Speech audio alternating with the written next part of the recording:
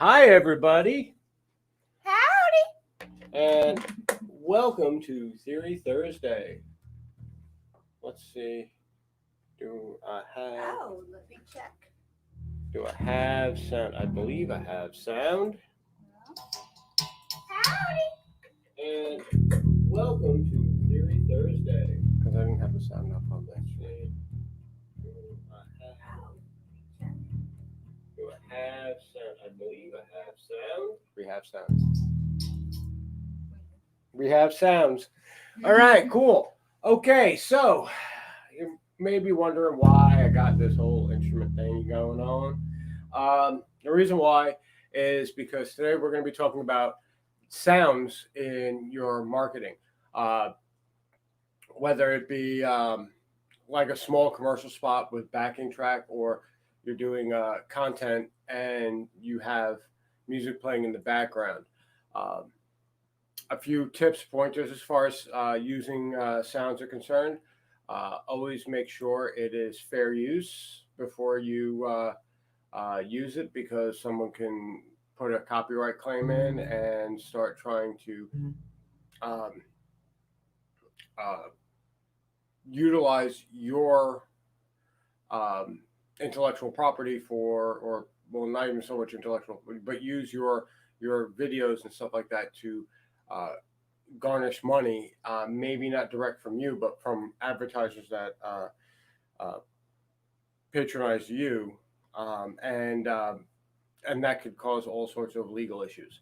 So always try to make sure it's royalty free and free use, or it's something that you have transformed sufficiently enough that uh, a copyright claim can't be made. So there's the legal bit that happens at the beginning of this.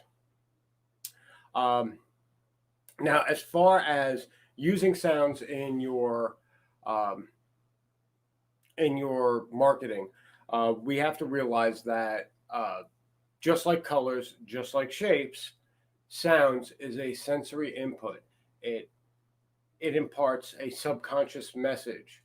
Um, the way sound works, and I could get really scientific and mathematical and biological into this, and it's really an interesting subject. I will admit that, is that your ears, your inner ear, does a whole bunch of math that your brain has no idea it's doing to figure out um, uh, how to react to certain sounds. Uh, Perfect example. Let me get my headphones on so I make sure I'm playing this right, or else I will be playing and not knowing if I'm actually conveying what I want to convey. Uh, so it would help if I actually have my ears on too, right? Yeah, there we go. Oh, there we go. That's beautiful.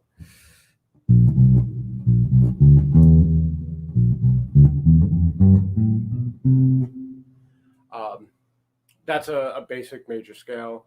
Um, we can build a chord off of it. Let me turn on this bad boy. Let's go with G, G, G, G, G. No, let's go with B, E.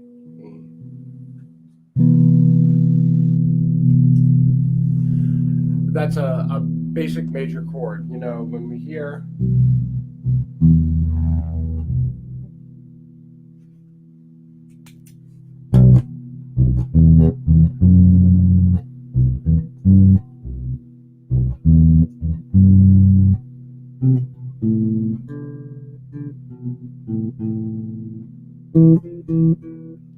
um, generally it's a very happy sound, and uh, it's used to convey very positive messages. Um, there's a lot of music theory that goes into this as well. Uh, I would suggest, if you're really interested in learning this stuff, I do actually teach about music theory, and in a creative writing type setting, as far as music is concerned. So uh, I would suggest hitting up Indie Learning Music Tutor for that type of information if that's what you're really looking for. Uh, today, we're just going to give you like a basic overview. And I got injured by a langoustine on my pinky, so it kind of hurts a little bit to use it, but I'm going to make do and work through the pain. um, so, uh, what the human ear does is it it doesn't necessarily know what note this is or what note this is, but it does the math to tell you the difference between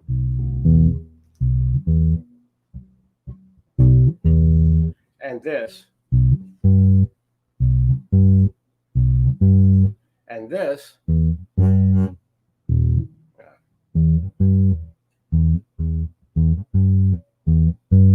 That hurt. That stung a little. Um, and it doesn't matter that this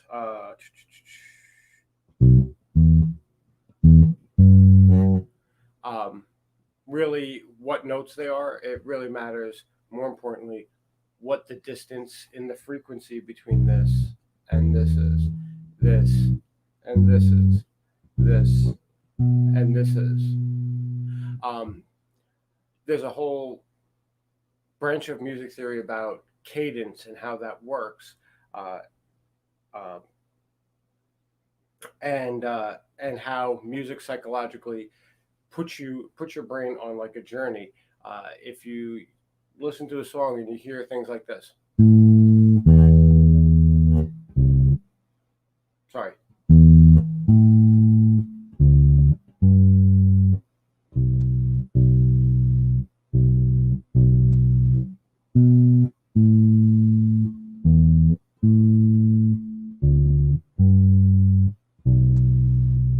you know, the reason why it you get a certain feeling of motion is because of how the spacing between those notes actually works. Uh, the spacing of a whole tone hits us a little differently than a fourth. Sorry, a fourth, a fourth, or a fifth. And there's a reason why that is. Um, we uh, we don't really have the tools. Oh wait, someone said something. Oh yeah, we don't really have the tools to delve deep into. Um, my cat looks pissed all the time, Mike. It's just that's her resting bitch face. Um, we don't really have the tools to really delve into the mind. It's much like the bottom of the ocean. It's there's a lot of mystery that goes on to it. A lot of speculation based on how sounds are reflected of natural things that occur, and how our ears have tuned themselves to that. Um, um, so basically, when we're making music, especially when we're considering uh, like a marketing scenario, we've all heard uh, the very common. Where are we gonna go from here? We're gonna go here. No. D minor would be F.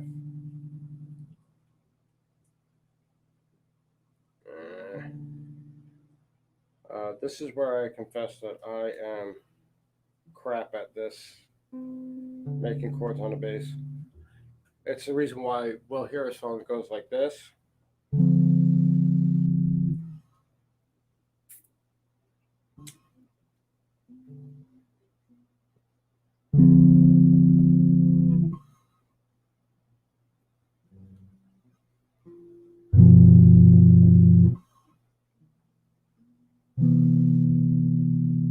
Yeah, so it would be something like this.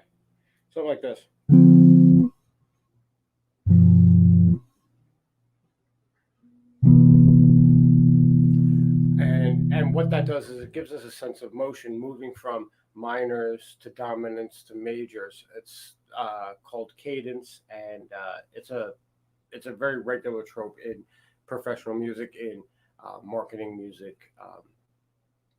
You'll hear the problem, and the problem will be keyed in a minor tone,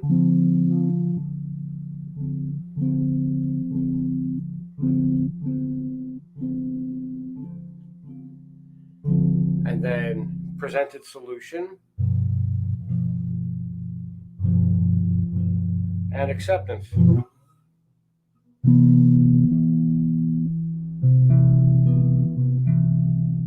Um, and there's a reason why these things work. It's deep seated in our subconscious. Uh, and these are things that we want to be mindful. You don't want music to be super busy. Super busy does translate to fun, you know.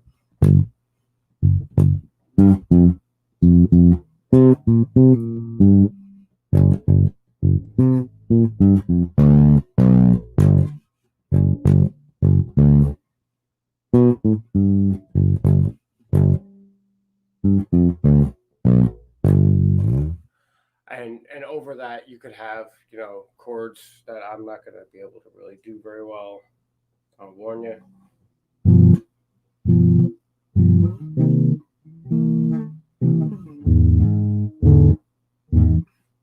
That's kind of muddy. Where would I do that here?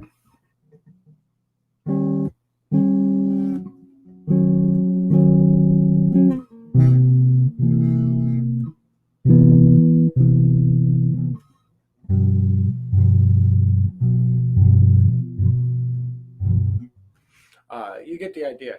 Like, you could have jazzy, very very busy music, but that generally tries to cover the message and make it less obvious, less obscure. And if we remember, every other time we've talked about theory, keeping it simple, stupid is really the goal here. It's where you really want to go.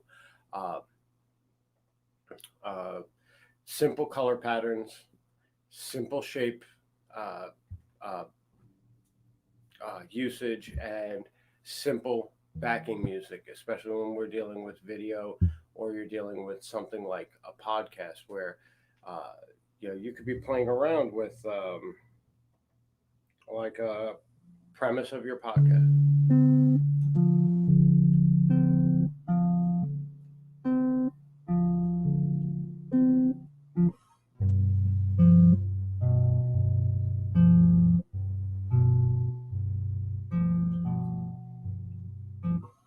And then go to like your thoughts on it,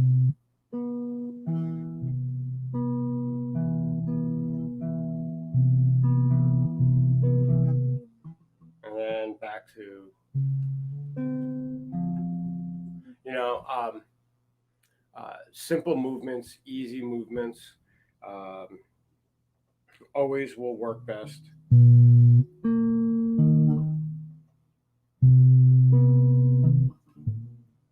Uh,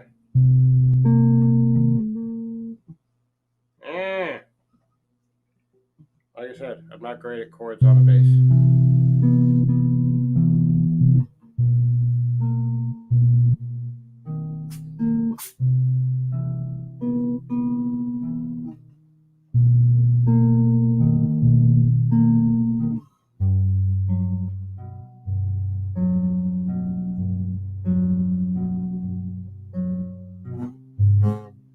Ah.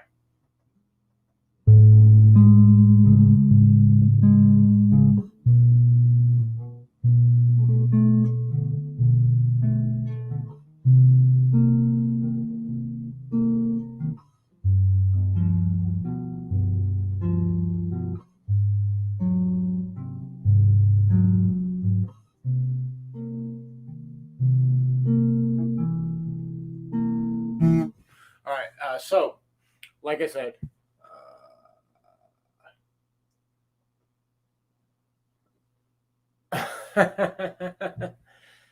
uh, maybe. um, So, like I said, as far as music and music selection is concerned, we really have to be mindful of. We can go back to the drum on this.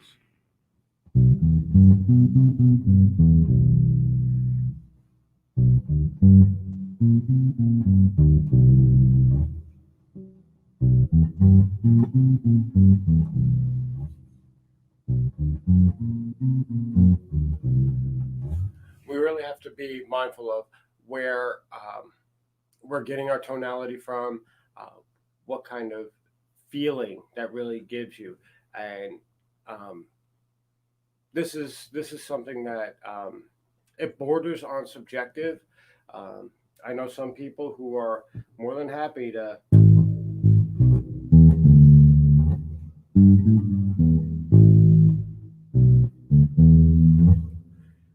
and think that that's happy, even though it's minor.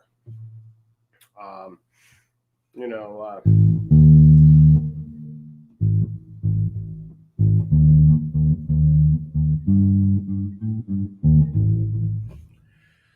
um, and there are people who, especially pop music, which kind of defies a lot of theory. They rely 99% on dominant chords, which are a major chord, and even if it's a sad song, you're going to have this type of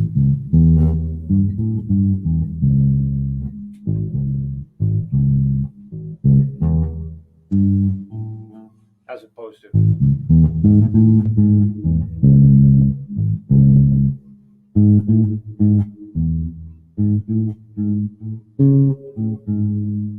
you know, um, and it's really about being like super critical of your sound. I know a lot of what I do has to do with sound a lot more than with color and with shapes. So I get kind of a little nerdy and in depth in it. But the reality is this is also a very important face of your enterprise. If you just sit there and you go, uh, I really like this sound,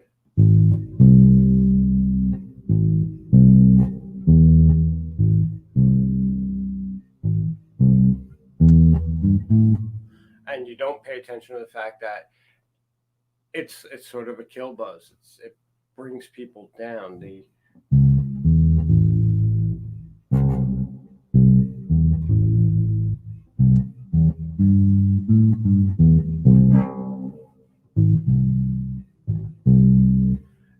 it's not really for a positive message, or it's the problem step in something that becomes a positive message. You know, where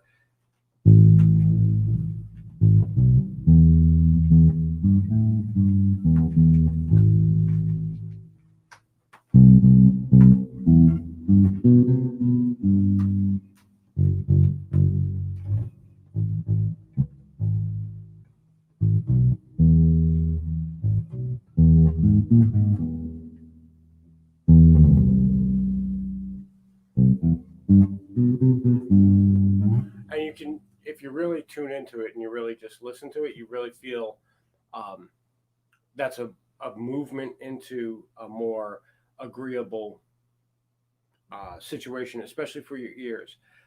And the reason why I bring up the ears a lot and I bring up the math going on inside of your ears is because uh, what your ears are doing is they're going, okay, this is, let's say this is 100, okay? Um, and that's 200. And that's 300, or what, 100, 200, 300, 400, 500, 600, 700, 800. Let's say that. It's not, it's not. Those aren't the actual numbers. Don't take me to the bank on this one. But when when your ears do that math, they go 100 divided by 200, one half. 100 divided by 300, one third. One quarter, 1/20th. What's 1/6? That's 1/6. Fuck if I can give you the fraction. This one is the really odd one. It's the reason why this one feels like sounds odd, because it's trying to get into this leading tone here. You know, you feel the tension, you feel the release. You feel tension, release. Right? And what that is that your ears are going, we got to do a lot of math to figure this sound out. What's going on with that space there? Oh wait, that's good, because your ears have a built-in reference point for third tones, for fifth tones, for octaves, and though it has built-in reference points for full tones away, a perfect fourth, which is about the halfway mark, the sixth, and the seventh. It has those ratios built into them to know, okay, this is about where it is, and then it sends you on that way. It's how adults do ear training. But what you want to do is you want to make sure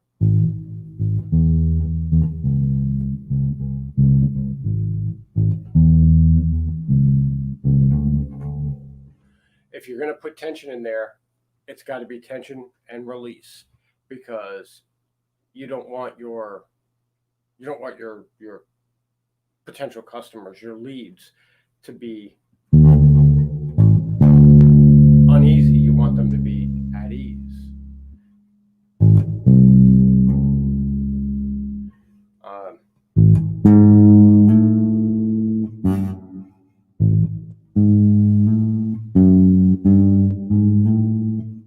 Right? If you want to build up, you want to build.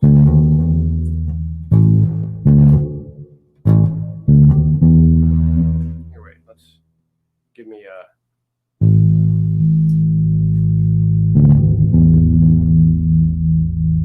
And you can hear the resonance.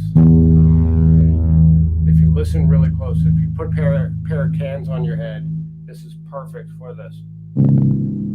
You hear the resonance, and then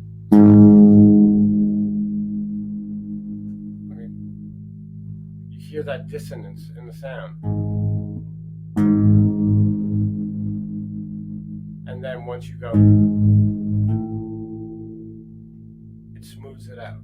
Now, I'm sorry I'm a little off center, but I'm an idiot with this. There we go. We can look at my bar. So realizing, like, this is the same note. It's perfect resonance, right? This is the same note. Close to. There's a little bit of dissonance in there. I probably have to tune my D string, but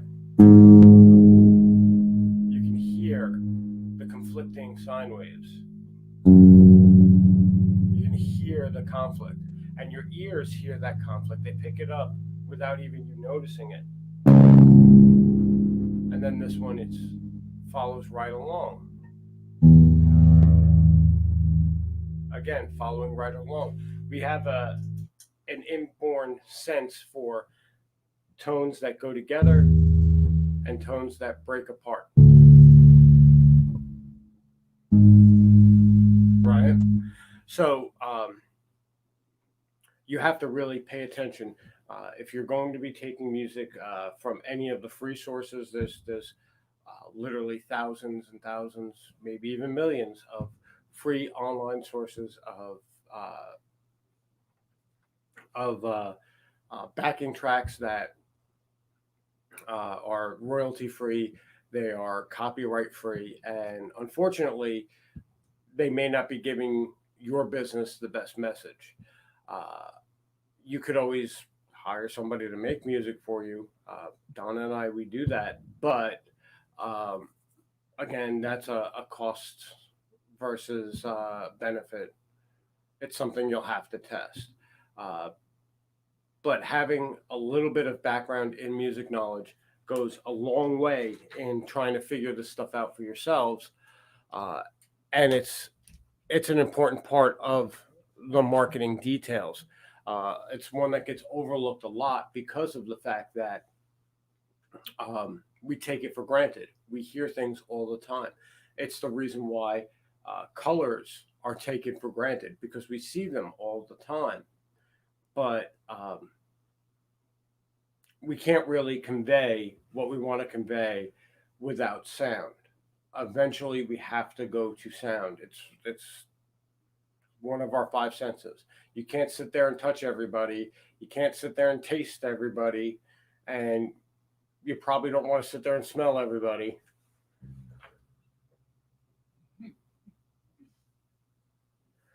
Some people might. But but at the end of the day, with digital format, especially with digital format, you want to engage, you want to be the most engaging, and to do that, you have to be visually stimulating and auditorially stimulating. Um, the it's half of the deal. You, like I said, you can't smell, you can't taste, and you can't uh, feel tactily over the internet. These are just things that we just can't do. I mean, maybe science will get there one day, but it'll be a scary day of people having sex with their computers, and that just disturbs me. Um, Back on track. So what as people who are marketing a business, what we really want to do is we really want to focus at laser focus. I mean, get absolutely 100% serious about this. What kind of sounds we want to attach to our images, which are attached to our products, our services, our content. Um, Again, if you want to know more about this, I am more than happy to uh, have one-on-one discussions. I do that through Indie Learning Music Tutor, where I teach music creativity. If you want to learn how to play music and not play other people's music only, that's a way to go. I mean, there's plenty of educators out there. I'm not the only one, but my focus specifically is on the creation of music. With a garnish of using music as a marketing tool. So I think there's that. I mean, it's been almost a half an hour. I'm really hungry, and we're going to be having special Christmas Eve dinner here. Donna doesn't know what it is yet. I'm so lucky. So yeah, I got to get cooking dinner because I got to have it done and eat before 8 o'clock when I do my first ever Christmas Busk special. I may or may not, Tisdale, be dressing up like Chewbacca in a slave Leia bikini to dance around. Just saying, that might happen. It might happen. It probably won't, but it might happen. You never can tell with me, so you should tune in. All right. Well, I'm going to cook while the fattest of my cats is laying there asleep because that's probably for the best. Yes. Everybody have a great day. Thank you for joining me, and enjoy this food for thought.